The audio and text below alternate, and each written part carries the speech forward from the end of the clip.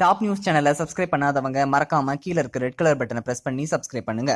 மேலும் செய்திகளை உடனுக்குடன் அறிய பக்கத்துல இருக்க பெல் பட்டனை பிரஸ் பண்ணுங்க.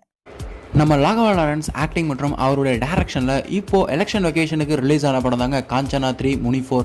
ஸோ இந்த படத்துக்கு பார்த்தீங்கன்னா ரிவ்யூஸ்லையும் பாசிட்டிவான ரிவ்யூஸ் தான் கிடச்சிட்ருக்கு. ஸோ குழந்தைகள்லேருந்து பெரியவங்க வரைக்கும் எல்லாருமே அவங்க குடும்பத்தோடு போய் இந்த படத்தை என்ஜாய் பண்ணிகிட்ருக்காங்க. ஸோ படத்தில் காமெடிக்கும் பஞ்சமில்லை, ஹியூமருக்கும் பஞ்சமில்லை. ஸோ படத்தில் பார்த்தீங்கன்னா த்ரில் அப்படின்னு எல்லா விஷயமே உள்ளடக்கியிருக்காரு நம்ம மாஸ்டர் ராகவா லாரன்ஸ் அவர்கள்.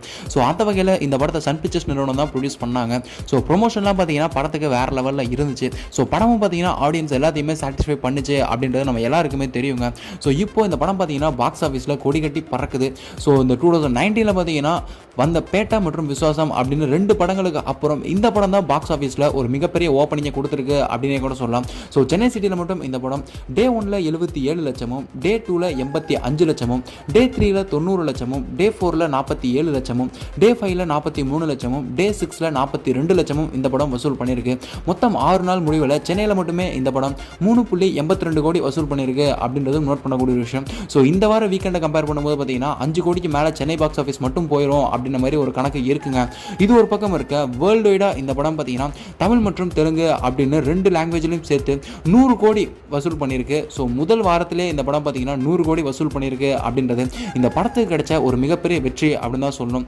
அது மட்டும் இல்லாமல் இந்த படத்துடைய வெற்றியை தொடர்ந்து இப்போ அடுத்த படத்துக்கான வேலைகள்லாம் பார்த்தீங்கன்னா ரொம்பவே மும்மரமாக போயிட்டு இருக்காமா. ஸோ அந்த படத்தை பார்த்தீங்கன்னா 3Dயில் எடுக்க போகிறாங்களாமா, காஞ்சனா 4 முனி 5 அந்த படத்தை. ஸோ இந்த படமே பார்த்தீங்கன்னா 100 கோடி வசூல் பண்ணியிருக்கு அப்படின்னும் போது அடுத்த படத்தை சன் பிக்சர்ஸே ப்ரொடியூஸ் பண்ண போகிறாங்க அப்படின்ற மாதிரியும் 100 கோடி பட்ஜெட்டில் ஒரு 3D படமாக ஒரு த்ரில்லர் படமாக எடுக்க போகிறாங்க அப்படின்ற மாதிரியான தகவலும் வந்திருக்குங்க.